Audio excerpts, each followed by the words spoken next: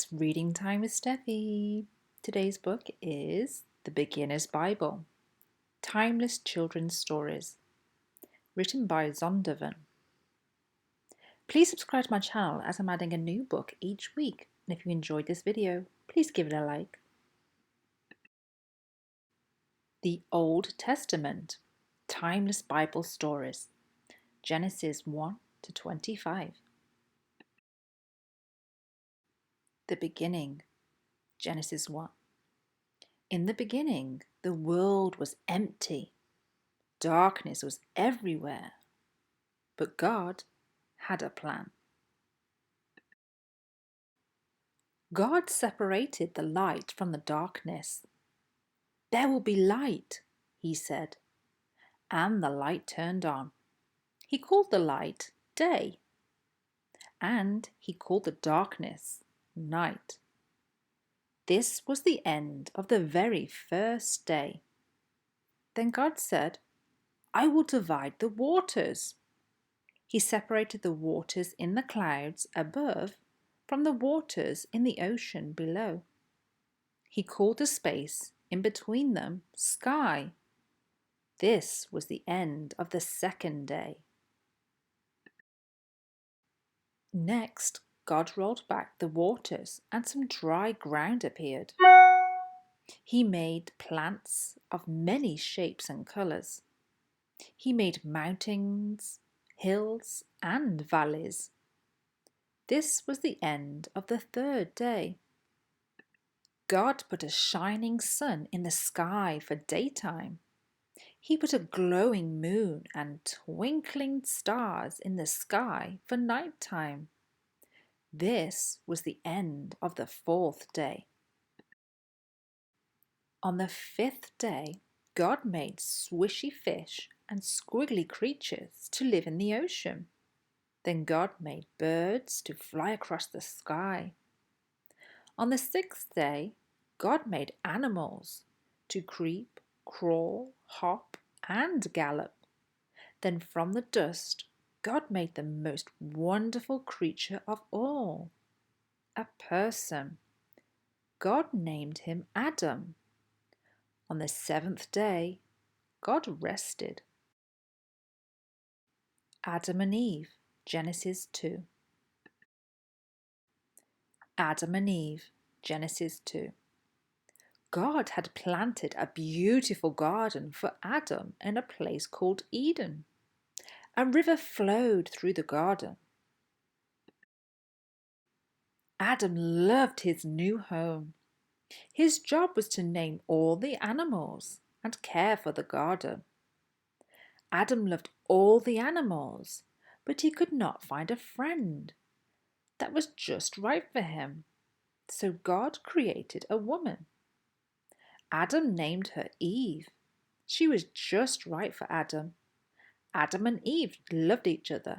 Together they took care of God's garden. The sneaky snake, Genesis 3. The sneaky snake, Genesis 3. Many trees grew in the Garden of Eden. God told Adam and Eve, you may eat the fruit from any tree except for one.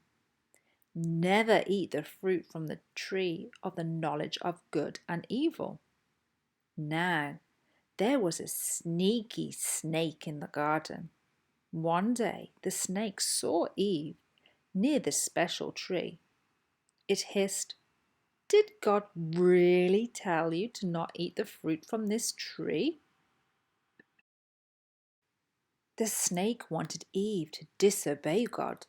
It said, you should try some of this tasty fruit. If you eat it, you will be like God. You will be able to tell the difference between good and evil. The fruit looked tasty. Eve remembered what God had said, but she ate the fruit anyway. Then Eve gave some to Adam. He took a bite too. As the sun was going down, Adam and Eve heard God walking through the garden. He was looking for them. Adam and Eve hid among the trees. They were afraid. "What have you done?" God asked. "Did you eat the fruit from the forbidden tree?" Adam said, "Yes, but Eve gave it to me." Eve said, "Yes, but the snake tricked me." God told the snake, "Because of what you did, you will always crawl on your belly." Then he told Adam and Eve, "Because you disobeyed me, you can no longer live in the garden." Adam and Eve left the garden. God placed angels and a flaming sword to guard the entrance. Adam and Eve would not be allowed in the garden again. Noah's Ark, Genesis 6 to 9. Noah's Ark, Genesis 6 to 9. After Adam and Eve left the garden, many people were born. The people kept doing bad things and they forgot about God. Except Noah. Noah loved God. God was sad that everyone but Noah forgot about him. He told Noah about his plan to start over. "Make yourself an ark," God said. "Here's how." So Noah and his family began working on the ark. When it was done, God said, "Take your family and 2 of every animal into the ark."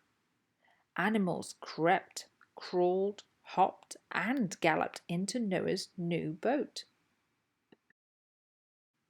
After everyone was inside, the rain began to fall, and fall, and fall. The ark rocked this way and that way on the rising water. Finally, the rain stopped. Water covered everything. Everyone inside the ark was safe. Noah and his family were very happy. One day, Noah sent a dove to find land.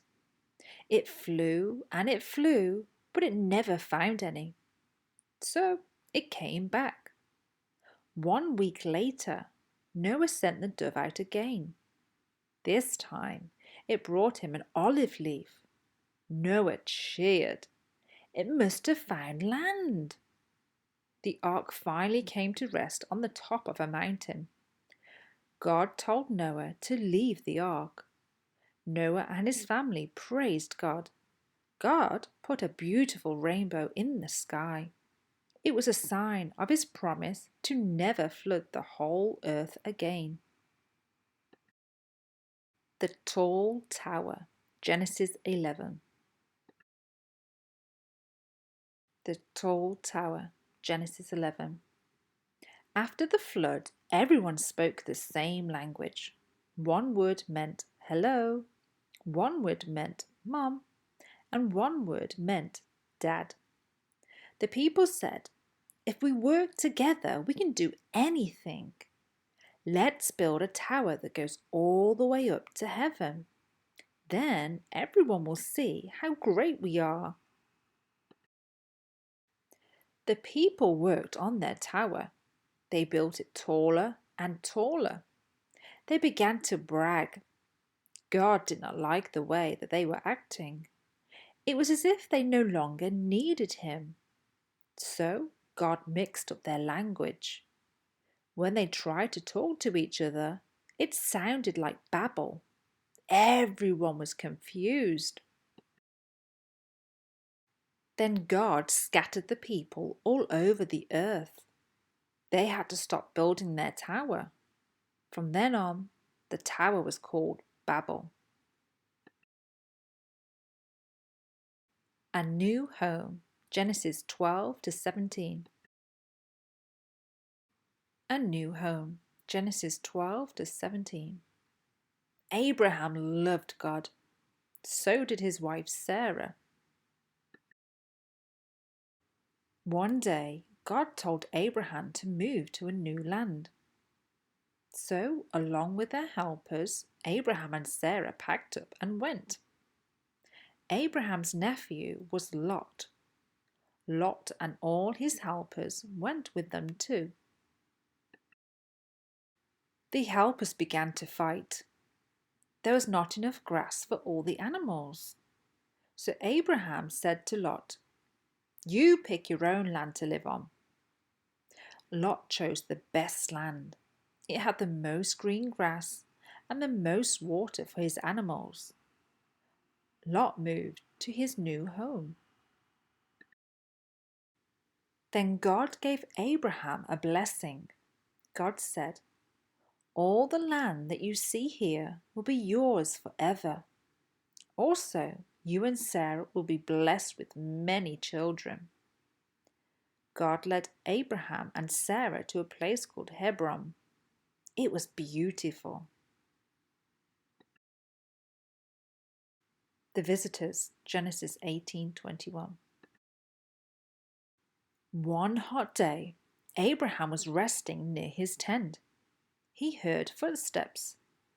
3 men were standing nearby. Abraham went out to greet them. "Would you like to rest in the shade? We have plenty of cool water to drink. Can I get you something to eat?" Abraham told Sarah about the visitors. He asked her to make a tasty meal. While they were eating, the 3 visitors shared some exciting news. They said, "Your wife's going to have a son." Sarah heard what they said.